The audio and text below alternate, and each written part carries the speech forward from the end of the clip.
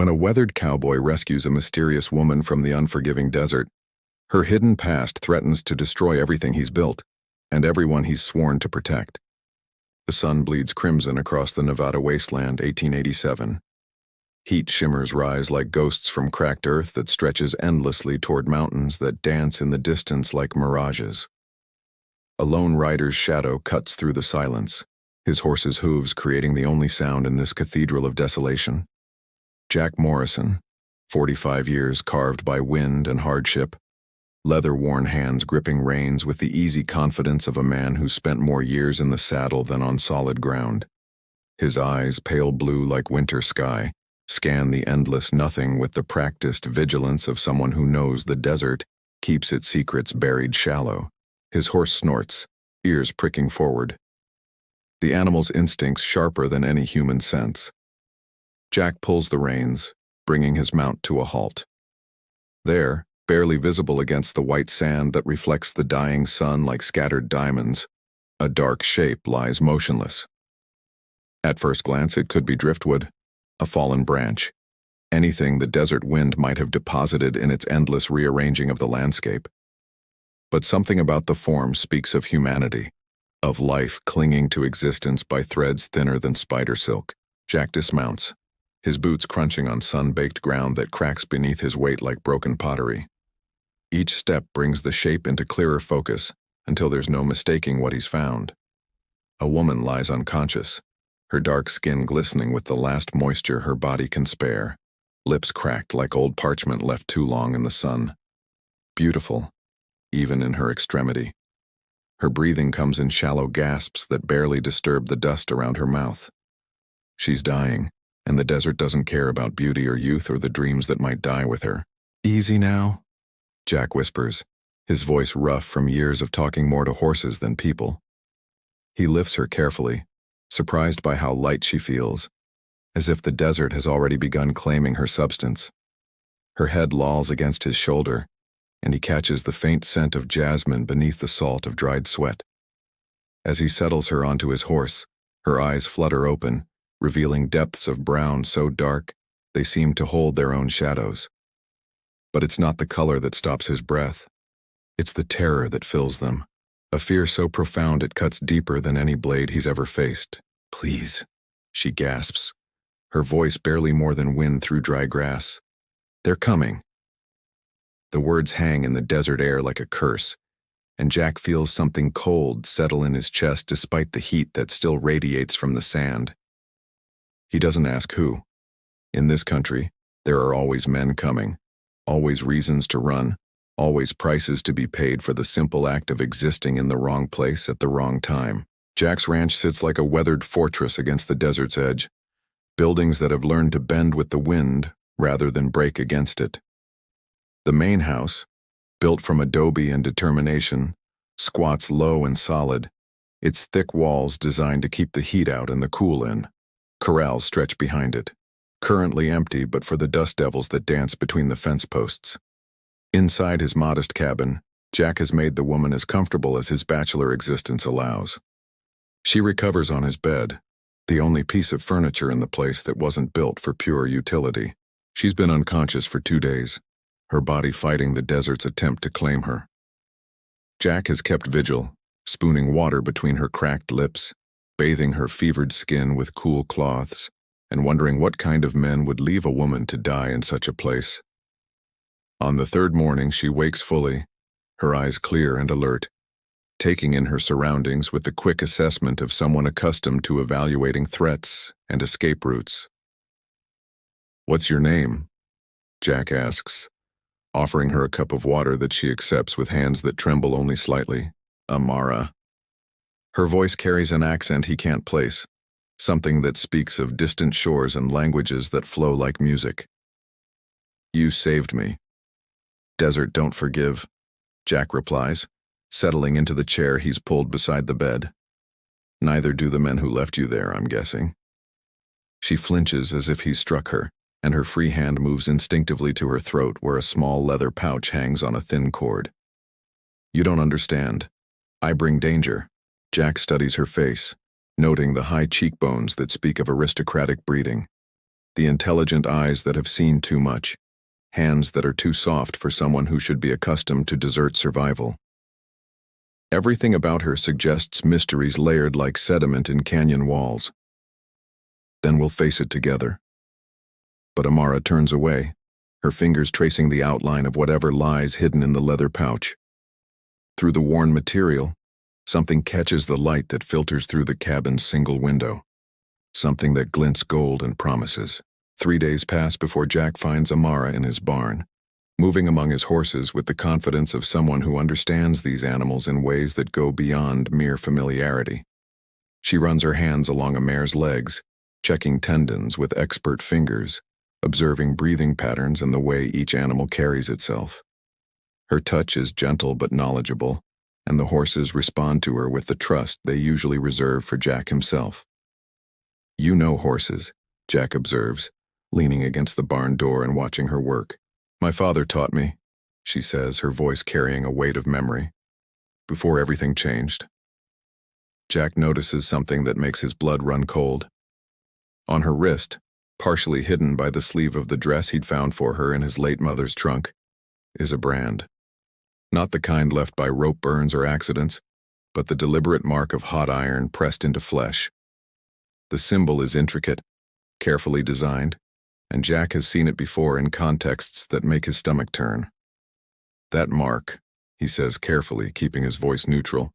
"Where'd you get it?" Amara pulls her sleeve down quickly, but not before he catches the full design.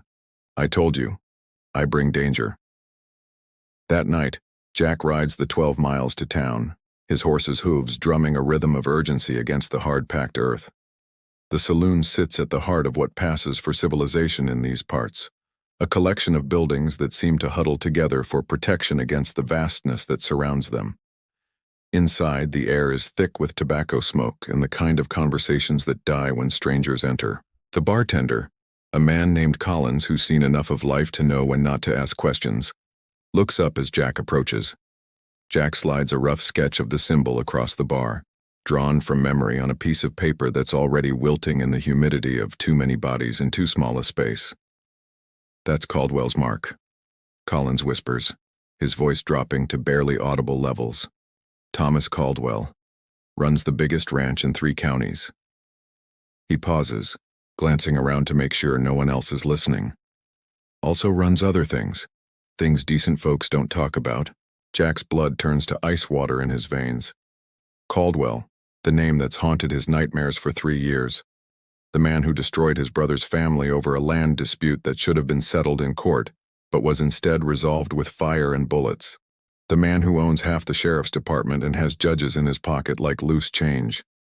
Back at the ranch, Jack finds Amara standing at the window, staring at the horizon where dust clouds rise like smoke signals against the darkening sky. Her posture speaks of resignation mixed with defiance, the stance of someone who's run as far as they can and knows the running is about to end. "They're coming," she says simply without turning around. "Who's coming, Amara? What did Caldwell do to you?" She turns then, and tears cut tracks through the dust on her cheeks like rivers carving canyons. "I was not his property by choice. My village in Morocco, raiders came in the night like demons from the old stories. They took the young, the strong, the beautiful, sold us in the markets of Algiers like cattle." Her voice grows stronger as she continues, as if speaking the truth gives her power. "Shipped to New Orleans, then west, always west, until we reached places where no one asks questions about where people come from." Jack's fists clench at his sides, knuckles white with the effort of containing rage that threatens to consume him. "You're free now." "No." She opens the leather pouch with fingers that shake only slightly, revealing a small golden key that seems to hold its own light. "This opens something that could destroy him. But if I use it, if I give the world what it unlocks, everyone I care about dies. Everyone who helps me dies. Everyone who even knows I exist dies." The dust clouds grow closer, and Jack can make out individual riders now, at least a dozen men who sit their horses with the easy confidence of those who've never met resistance they couldn't overcome. Sheriff Bradley arrives with 3 deputies, all wearing Caldwell's subtle brand in the form of silver pins shaped like cattle brands. Bradley himself is a man who's grown soft on other people's money, his belly straining against a vest that once fit properly, his eyes holding the dull gleam of someone who's sold his conscience in installments. "Jack Morrison," Bradley drawls, his voice carrying the false friendliness of a snake oil salesman. "Heard you found something in the desert, something that belongs to Mr. Caldwell." "Found a woman dying of thirst," Jack replies, his hand resting casually near his gun. "That's all." Bradley's eyes narrow and the deputies spread out slightly, a movement so practiced it speaks of many similar confrontations. "Mr. Caldwell's missing some property. Valuable property. Now, you can make this easy and hand over what ain't yours, or we can do this the hard way. Or you can get off my land before I decide you're trespassing." The deputies reach for their guns, but Jack's hand hovers over his Colt with the steady confidence of a man who's survived more gunfights than he cares to remember. The moment stretches like a held breath until Bradley raises his hand, calling off his men. "This ain't over, Morrison. Caldwell wants what's his, and he always gets what he wants." After they leave, trailing dust and implied threats, Amara emerges from where she's been hiding in the root cellar. "You should have given me to them." "Never. You don't understand what that key opens. You don't understand what I've seen, what I know." "Then show me." That night, under a moon that provides just enough light to navigate by, Amara leads Jack to an old mine shaft 3 miles from his ranch. The entrance is hidden behind a rockfall that looks natural, but reveals itself as carefully constructed when examined closely. The key fits a lock hidden in the rock face, so well concealed that Jack would never have found it without guidance. Inside, a narrow tunnel leads deeper into the earth, the walls showing tool marks that speak of recent excavation. The passage opens into a natural cavern that's been expanded and reinforced, creating a space large enough to hold secrets that could topple kingdoms. By lamplight, Jack sees them, dozens of wooden crates stacked with military precision. Inside the first crate, ledgers bound in leather, their pages filled with neat handwriting that documents transactions no honest man would record. Photographs that show faces he recognizes, people he thought were decent caught in moments that reveal their true nature. Correspondence between Caldwell and men whose names appear in newspapers as pillars of the community. "My job was to keep his books," Amara explains, her voice echoing strangely in the confined space. "I learned English, learned numbers, learned to read the hearts of men through the records they thought no one would ever see. I saw everything, every transaction, every murder disguised as accident, every life bought and sold like merchandise." Jack flips through pages that document an empire built on human misery. His brother's name appears repeatedly, the accident that killed his family revealed as planned, paid for, documented with the casual efficiency of a business transaction. The evidence is overwhelming, damning, enough to hang Caldwell and half the territorial government. "This could destroy him," Jack breathes, his hands shaking with the weight of possibility. "And everyone who helps me," Amara replies. "Caldwell has judges, marshals, politicians. This evidence disappears, we disappear. But if we try to use it and fail, everyone we've ever spoken to disappears too." Jack stares at the documentation of his brother's murder, feeling the weight of 3 years of grief and rage pressing down on him like the earth above their heads. Justice for his brother, justice for Amara, justice for dozens of victims whose names fill these pages. But at what cost?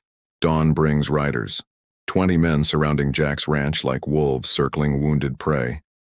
They sit their horses with the casual confidence of those who've never faced real opposition, weapons displayed openly as both threat and promise. At their head rides Thomas Caldwell himself, a man in his 50s whose silver hair and expensive clothes can't disguise the predator that looks out through his winter-cold eyes. "Morrison," he calls, his voice carrying the authority of someone accustomed to being obeyed without question. "I believe you have something of mine." Jack steps onto his porch, rifle in hand but held casually, as if he's simply prepared for hunting rather than war. "Got nothing that belongs to you, Caldwell." "The girl, Morrison, she's stolen property. Return her, and we'll call it even. Might even throw in a bonus for your trouble. She's a free woman." Caldwell's laugh is like winter wind through dead trees. Free? She's a runaway slave, Morrison. I have papers, legal documents that prove ownership. Even if you don't like it, the law's the law. Jack's blood freezes in his veins. Even if the papers are forged, they'll hold up in Caldwell's courts, enforced by Caldwell's judges, backed by Caldwell's guns. Course, Caldwell continues, his voice taking on the reasonable tone of a man making a generous offer. I'm not unreasonable. Maybe we can work out a trade. Your ranch is nice. Good water rights, decent grazing. Sign it over to me, and the girl goes free. Clean slate for everyone. Behind Jack, Amara appears in the doorway, her presence like a flame in the growing darkness. Don't, she whispers, but her voice carries clearly in the desert air. He's lying. He always lies. Caldwell's smile turns predatory, revealing teeth that seem too sharp for human consumption. Hello, Amara. Miss me? That evening, as Caldwell's men make camp around the ranch like an occupying army, a figure approaches under cover of darkness. Deputy Hayes, young and nervous, moves with the careful steps of someone walking through a minefield of his own making. Morrison, he whispers, glancing constantly over his shoulder. I got a message for you. Jack keeps his gun ready, trusting no one who wears a badge in this territory. Speak your piece. There's going to be a raid tomorrow. Caldwell's bringing the territorial judge, got papers saying you're harboring stolen property. They'll take the girl legal-like and there won't be nothing you can do about it. And you're telling me this why? Hayes hesitates, his young face twisted with guilt and fear. There's more. Caldwell knows about the mine, knows about what's hidden there. Jack's world tilts on its axis, everything he thought he understood shifting like sand in an earthquake. How could he possibly know? Because I told him. The betrayal hits like a physical blow, driving the air from Jack's lungs. Hayes, the one deputy he'd thought might be honest, the young man who'd seemed different from the others who wore Caldwell's brand. Why? My sister. Hayes breaks down, tears streaming down his face. Caldwell's got my sister. Took her 6 months ago, said he'd kill her slow if I didn't do what he wanted. I'm sorry, Jack. I'm so damn sorry, but she's all the family I got left. Jack stares at this broken young man, seeing another victim in Caldwell's web of corruption and control. The anger he feels isn't for Hayes, but for the system that creates such impossible choices. There's more. Hayes continues, his voice barely audible. The evidence in that mine. Caldwell planted some of it. Mixed lies with truth so smooth you can't tell where one ends and the other begins. If you try to use it against him, he'll claim you forged everything.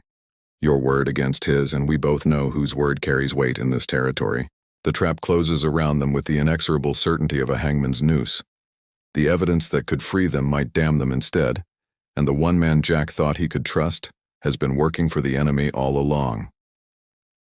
Inside the cabin, Jack explains everything to Amara, watching her face as she processes the betrayal, the impossible nature of their situation.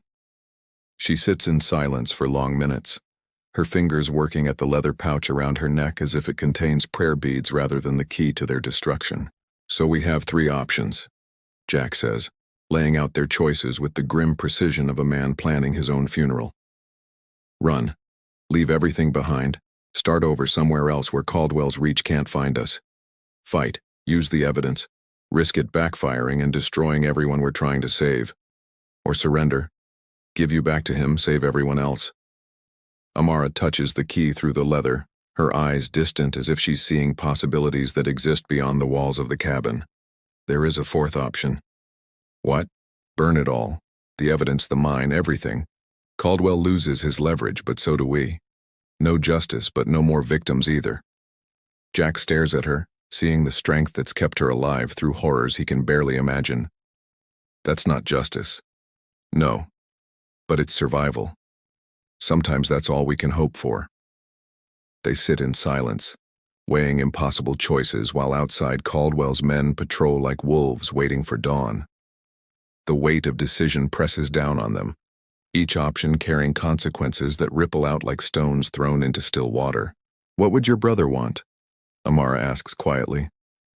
Jack closes his eyes, remembering his brother's face, his laugh, the way he'd always tried to do the right thing even when it cost him. Justice, but not at the cost of innocent lives. And what do you want? You. Safe? Free? Even if it cost me everything I've built here. Amara takes his weathered hand in hers, her touch warm against skin that's been hardened by years of desert sun and honest work. Then we choose the fourth option. Together.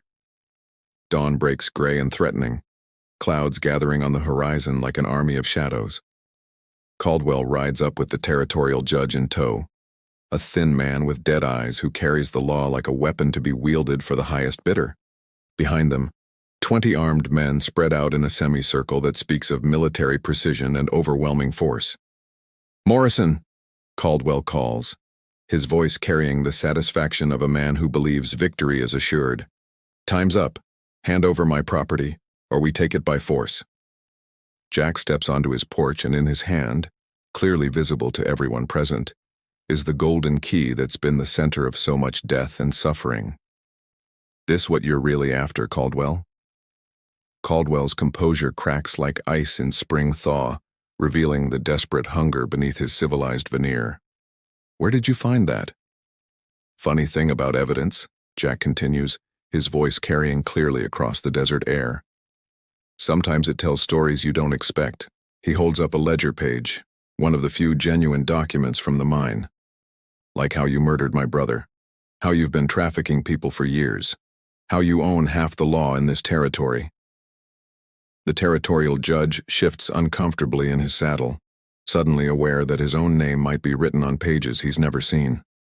Some of Caldwell's men exchange glances, wondering what other secrets their employer might be keeping. "Lies," Caldwell snarls, but his voice lacks conviction. "Forgeries designed to frame an innocent man." "Maybe," Jack agrees, "but I reckon folks would be interested in reading them anyway. Newspapers love a good story, especially one with names and dates and photographs." Caldwell's hand moves toward his gun, the pretense of civilization finally falling away to reveal the killer beneath. "Enough games, Morrison." The standoff stretches like a held breath, 20 guns against 2, the mathematics of violence stark and unforgiving. Then Amara steps onto the porch, carrying a torch that burns bright against the gray morning sky. "You want your evidence, Thomas?" she calls, her voice carrying across the desert with the clarity of a bell. "Come and take it." She throws the torch in a high arc that carries it beyond the cabin toward the distant mine. Behind them, smoke begins to rise from the direction of the hidden cavern, black against the gray sky like a funeral pyre for secrets that will never see daylight. "No!" Caldwell screams, spurring his horse forward with desperate fury. The battle erupts with the sudden violence of a summer storm. Jack's rifle barks and one of Caldwell's men topples from his saddle. Amara runs for the barn, several riders pursuing her while Jack fights his way through gunfire that fills the air with lead and death. His years of experience serve him well, each shot carefully aimed, each movement calculated to keep him alive 1 second longer. In the barn, Caldwell corners Amara among the stalls where Jack's horses rear and scream in terror. "You've destroyed everything," he snarls, his gun trained on her heart. "Years of work, millions of dollars, all because one little slave girl couldn't know her place." "Good," Amara replies and drives a pitchfork into his chest with all the strength born of years of rage and suffering. Caldwell falls backward, his eyes wide with surprise that death has finally found him. His gun fires once into the barn's roof, the shot echoing like thunder before silence reclaims the desert. Smoke rises from the mine as the last of Caldwell's men flee or surrender, their loyalty extending only as far as their employer's ability to pay them.